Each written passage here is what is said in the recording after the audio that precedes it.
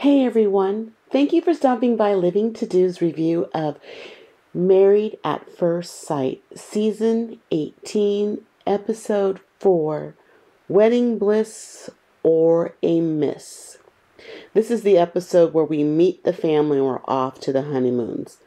And the honeymoon will be in Cancun, Mexico. Sorry for the late drop on this episode. I just got back from a cruise to the Bahamas. So I should have a video about that in the coming days. So look out for that. Okay, this episode wasn't as spicy or as interesting as I thought it would be. But, I think this season, these couples are a little older, it seems. And for the most part, they're taking the process a little bit more seriously in years past. So it seems. I don't know. Not all of them, but some of them. Definitely, let's get started with the first couple who I think are taking the process seriously, which is Madison and Alan. Now, this is the morning after the wedding that they are in bed, the breakfast in bed. And I don't know, I noticed Alan's arm. I just don't know what that is. It doesn't look like a tattoo, possibly a birthmark, or most likely some type of injury on his arm.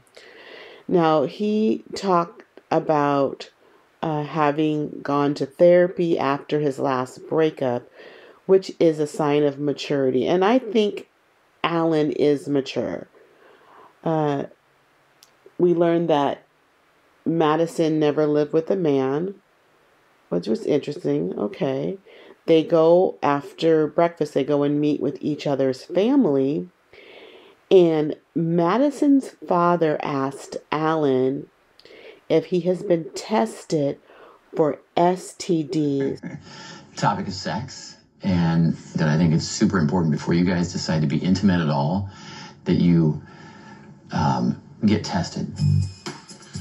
Am I right? I think like 3 weeks ago was when I went in. So. Fantastic. Madison still needs to see the results. No, we're on the same. Love that question. In all the seasons of Married at First Sight, why has that never been asked or addressed that we've seen? It's such an important question. Is that even a part of the vetting process? I wonder. These shows, the vetting process has been so weak so far. You're putting in people's lives in jeopardy. They're trusting you and you're putting them in jeopardy. We don't know about debt, children, STD. So I really thought that was an important question, and I'm glad that Madison's father asked it. He even told Alan that Madison needs to see the results. He said he was just recently tested. So she needs to see the results.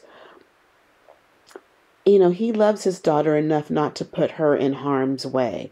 I love that about her dad. She always praises her dad for being a good dad. He was a single father raising his kids.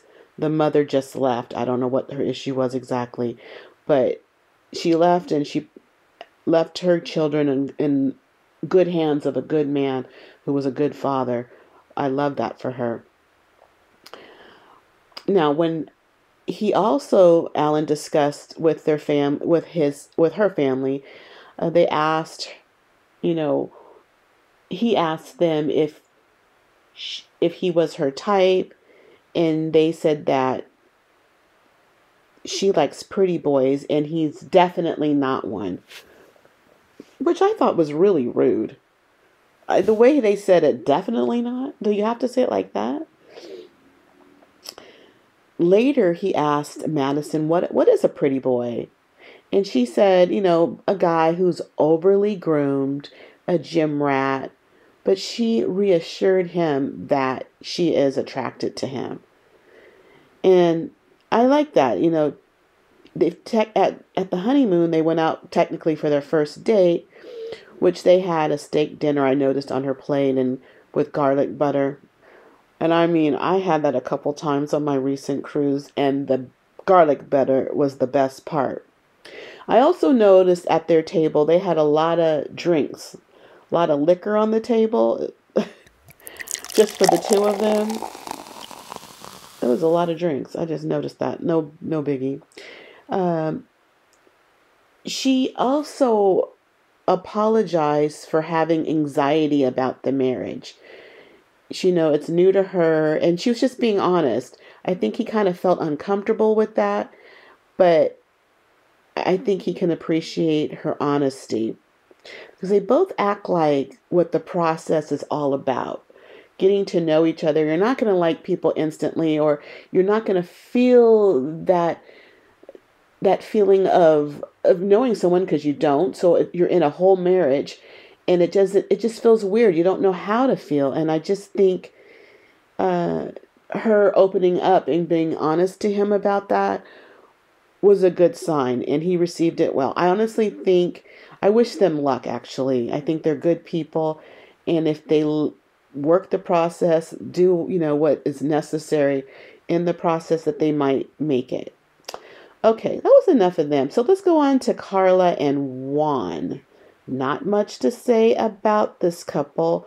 Did love what Juan's father asked of Carla when they met. He was straightforward. He has an accent, but he was straightforward. And he asked, "How do you make your money?" Just like that. Carla said that she's a hairstylist, which I don't know if I knew that. I knew she was a sound healer. And she said some other things. So that was kind of interesting. He also, Juan's father, believed that Juan and Carla, should go 50-50 on the expenses. I like that too because, she likes to spend money. Here's the thing I did remember her saying. Juan and her talked about, I guess, healthy eating, and they both juice. And she buys her juice drinks every day, spending like $10 a day. So he thought he makes his own. And then the confessional, she says they're more like $13. $13 a day for her juice products, juicing, but she just buys it, doesn't pre-make it herself. That's a lot of money. And she thinks that money is energy. So hopefully Juan can make enough energy to keep her happy, if he wants to keep her at all.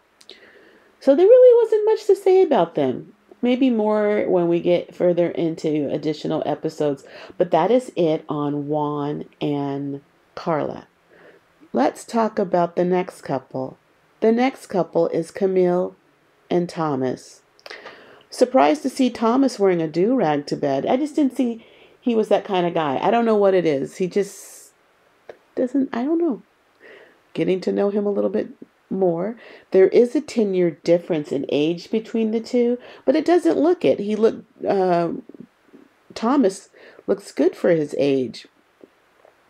They met up with each other's family. Thomas met up with her sister, mother, and father. Camille's father said his guard is up with Thomas because he doesn't know him, and that he's watching him. He sounds like a real protective father. And I kind of think that those kind of things need to be said because these people, especially the women, they have families. Everybody's vulnerable, and men tend to crush women's their feelings, and just make them feel terrible a lot of times, and a lot of other things can go bad.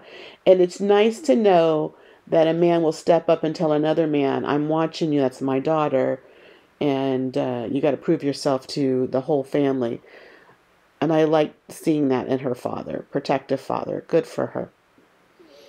Camille met with Thomas's family. She met with Thomas's twin brother, Tim, and Tim's wife and their mother. And, Tim and Thomas are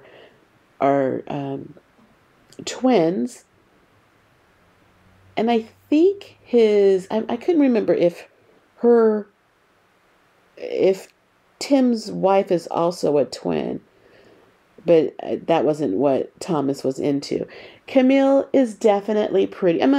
She's prettier than Tim's wife. No big deal, just an observation. Tim, Thomas's twin brother, warned Camille about that Thomas doesn't like harsh criticism, and who does? who's out there wanting harsh criticism? But, it seems like he's a softer kind of guy. Though he looks, he's a nice body, he looks manly and whatnot, but he seems to have his feelings are, to me, I could be wrong. His brother said so too. It just seems like they're just a little bit softer. If you criticize him too much, you might shut down. He just gives that look. And so far, Camille and Thomas are my favorite couple, so I'm rooting for them. Thomas, or Tim's brother, said that he's slow in warming up. I think they both are. But I think they're a good fit for one another. She was showing, later in the hotel room, Camille was showing Thomas her skimpy little bathing suit that she was going to wear on the trip. And Thomas we were showing it off to the camera anyway, the jar of condoms that they provide.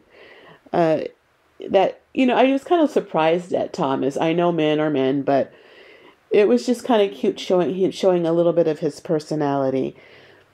I like that. He's warming up. I want to see who he really is. But so far, they seem matched pretty well, and I wish them the best. Okay, that was all for them, and let's talk about Michelle and David. We learned that David goes to the gym early in the morning. He used to be a physique, maybe a bodybuilder or some type. He's like overweight looking, but he likes to go to the gym. He doesn't drink coffee. The gym is his coffee. Looking at him, I don't really see that. I see, a man out of shape, especially if you're going to the gym daily. Oh, but he loves to eat. So he goes to the gym and he goes to eat. He just loves to eat. So maybe if he ate less, he might look more fit. Michelle wasn't really into going to the gym, and that's all right. But he gets up early, and his alarms are going off for work or the gym, and he had to turn those alarms off because she's not a morning person, pretty much. Michelle's very honest with David. She told him she thinks it's unattractive that a grown man lives at home. So she's brought that up again. But he likes her for her honesty. He's okay with her honesty still at this point. They discuss pet peeves. Her pet peeve is a man wearing flip-flops. Okay, I thought it would be a man living at home with his parents. But a man wearing flip-flops is her pet peeves. They both met up with each other's parents, after which they got to talking. And Michelle came to the table with an espresso martini. I'm thinking she might need that drink. He discussed, after speaking with her family, that, maybe that they would take this process a little slower. She needs time to adjust, especially meeting a person that she doesn't like some of their attributes. So they discussed that, taking things slower. She opened up about having a meltdown at the wedding. He was unaware that, she was crying. She said she was crying about 10 times, but she was definitely crying. She was definitely upset, and he was not aware of that. She also asked him if he felt embarrassed about living at home with his parents. Well, she sure is embarrassed by it. I mean, I can see she doesn't want to tell her friends and family back home he lives with his parents. At the honeymoon, we see he was sleeping on the couch, taking things slow, not being in the same bed. There isn't an instant connection, and I think him living at home put a damper on everything. At the honeymoon, after the first or second day at the honeymoon, she brought up him living with the parents again. And this time, she seemed a little bit mad about it. How are you going to get madder? He's all the time he's been with you, he hasn't been back at home at his parents' house. His mother and him both assure her that it's like a basement apartment. He has 2 bedrooms. He has his own entryway. He doesn't have to pay like a lot of money in rent. He wants to be there. He likes to be there. But I think that will be the downfall of this whole marriage before it even gets started. Living at home is not attractive, especially when you're in your 30s, especially when your wife is a couple years older than you. a turnoff. Okay, let's talk about, is this the last couple? Ikechi and MM. They both met up with each other's friends, and also MM met with Ikechi's mother. I noticed that Ikechi was wearing decorative glasses. He had those maroon glasses on at his wedding. Looks like he had some yellow pair on this time. I think he looks silly with those glasses, and it's a turnoff for me. I don't even know if MM has noticed those glasses. She just wants a man so bad. His friends and family, I think it was a friend of his, told MM that Ikechi is an author and he's very popular on social media. There it is. I believe he's a clout chaser. After all, he signed up for the show in Houston, Texas and didn't make it. And now he's here in Chicago. So in my mind, with this new information brought to us, is this just for content? They told MM that he is looking for a unicorn. I don't know about him. He might be in this for all the wrong reasons. He's 40-something years old, talking about a relationship he had like back in college. It's just weird. He looks weird. He acts weird. I don't know. They're talking about going to the honeymoon and something going down on the balcony. Girl, watch out. It might just be for content. They got around to talking to each other after they met with each other's friends and family. We find out that MM likes chitlins and liver and gizzards, and that was a turnoff to EKG. He has every right to be turned off by that. They were talking about pet peeves, and his pet peeve is ignorance. I wonder what exactly does he mean by that. Someone not knowing something, but if someone doesn't know something, are they willing to learn and grow? I mean, there's that. After that, nothing much ever really happened with them. They were in the pool a little bit, and I don't know if they were actually kissing, but they were hugged up and whatnot. Well, we'll see what else happens to them. The couples all meet up in the shuttle bus to the airport. And the meet up, I thought, was kind of lukewarm. What a way to meet up. Not even outside to greet one another, get each other's names. It just seemed like a lukewarm meetup. Later in Cancun, they got to talk as couples, and Madison had the most interesting toast.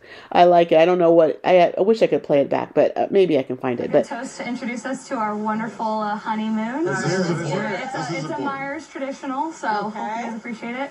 All right, here's to the breezes that blows through the treeses, that lifts the girl's skirts above the kneeses, that reveals the spot that teases, squeezes, pleases. Oh, free from diseases. Here's to this down the hatch. She's all in fun, and I remember she really likes to drink a lot, so she had an interesting drinking toast. Just I guess just to warm things up a little bit. Thomas spoke about Camille and him having chemistry, and I'm glad he feels that way. I just really see them. Hopefully, they can make it to the finish line. I like them the best. I really do. And Ikechi and MM seemed to like one another. They had their hands all over each other while they were talking with the other couples. Ikechi says he wants to know her in a holy way. More wham bam, thank you ma'am. I don't know how he really feels about her. I don't know when he instantly started liking her, because it was just like all of a sudden. He wasn't like that before, and I don't know when this started. I was just wondering if he was just putting on. I don't know. I don't quite trust him, but Juan noticed their chemistry. And he says, and maybe in 2 weeks, it was a discussion that they were having. And he says, well, maybe in 2 weeks, it won't be like that. Maybe he's right from what I see in future episodes, the clips of it. all in all, I was just expecting a little bit more from this episode. This is one of the episodes that I like to see, them getting to know each other. So nothing really has happened other than Madison doesn't like David living at home, turn off. But, I don't know. I hope somebody makes it as a couple. That's all I asked for. But that was pretty much it for this episode. Thank you for staying with me to the end. Please like the video and subscribe to the channel. I would really appreciate it, and I thank you in advance. But I gotta go because I got living to do. Bye.